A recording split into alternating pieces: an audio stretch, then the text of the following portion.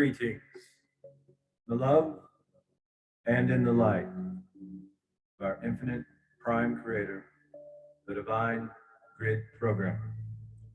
My dear esteemed viewer, I have the following for your consideration in the continuing saga of the 9/11 satanic mega ritual.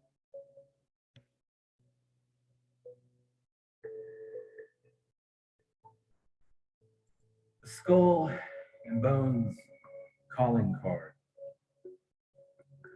In 2000, the year in which Bonesman G.W. Bush was elected, the Republican logo, which changed from its original configuration left to the one shown on the right with 3 inverted pentagrams, which is still in use. It took them a while, 2008, but hell, even Mother Jones took note. As you can see from the following report, is there satanic symbolism in the GOP's logo. As you can see, the point of the star has been inverted, so there you see it for your own eyes, folks. I don't think I'm telling anybody anything earth-shattering. I'm quite confident your gnosis will be able to assimilate this knowledge, and we can move on to the next order of business. The reconstructed script for the 9/11 occult mega ritual. I share the following quote from Mr. Hoffman, Michael Hoffman, from his seminal work, Secret Societies and Psychological Warfare. I think we are farmed, Charles Fort said of humanity.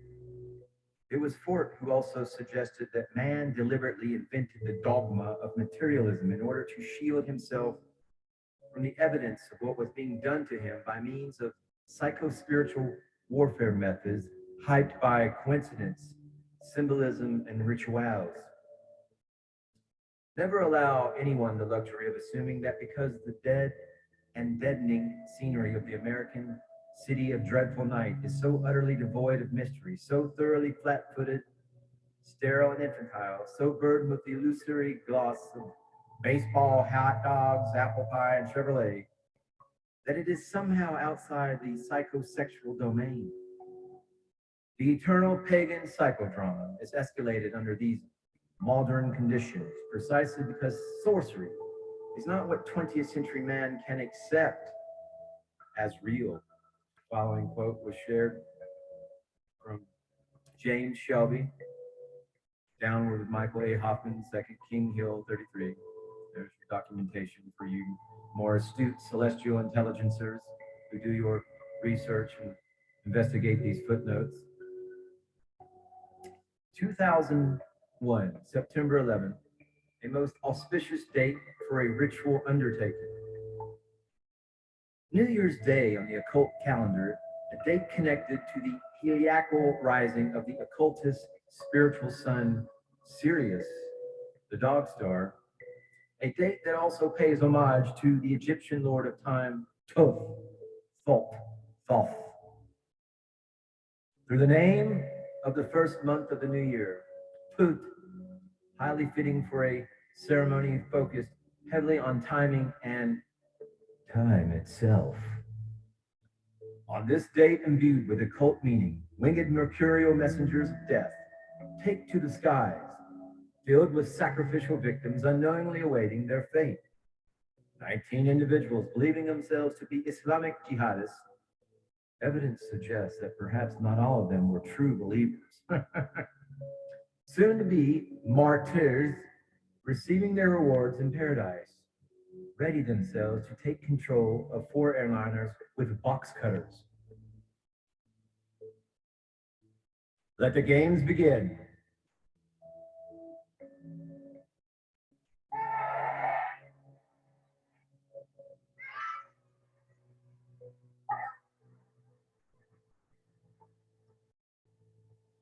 The ceremony officially commences on American Airlines Flight 11, ritually marked, consecrated with the number of magic itself, slams into the North Tower of the World Trade Center. declaring the initiation of a magical operation. President and Bonesman George W. Bush arrives at Booker Elementary School in Sarasota, Florida, the state which had given him the presidency in 2000, and where his brother Jeb is governor, and where the 9/11 ringleader and hijacker pilot of American Airlines 11, Mohammed Atta, had received part of his flight training. The commander-in-chief, as high priest, is in paradise, presiding over a black mass, complete with little black children chanting out the words of the pet goat, about which Osama bin Laden will later crack jokes on Al Jazeera, saying that Bush was more occupied with the goat and its butting than the planes and their butting of the skyscrapers. Invoking Baphomet, even as United Airlines 175 slams into the South Tower, an act designed to invoke Aleister Crowley's Liber 175, the Book of Uniting, to a particular deity by devotion. They are stating their intentions and declaring their devotion, not simply to Satan, but also to Crowley.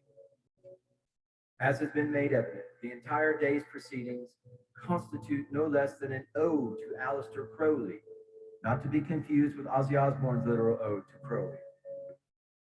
Thus, the two concrete and steel recreations of the fabled pillars of Hermes, the god of commerce and trade, and also of thieves and robbers, anyone keeping count, stand mortally wounded even, as Hermes himself prepares to undertake his traditional role as Tacopon, escort of the souls of the dead to the underworld.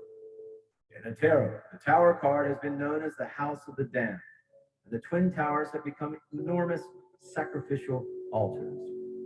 Very soon, the doorway between the two pillars will be opened, and the veil of Isis will be symbolically torn asunder as the towers come crashing to the ground and a gateway to hell esoterically created.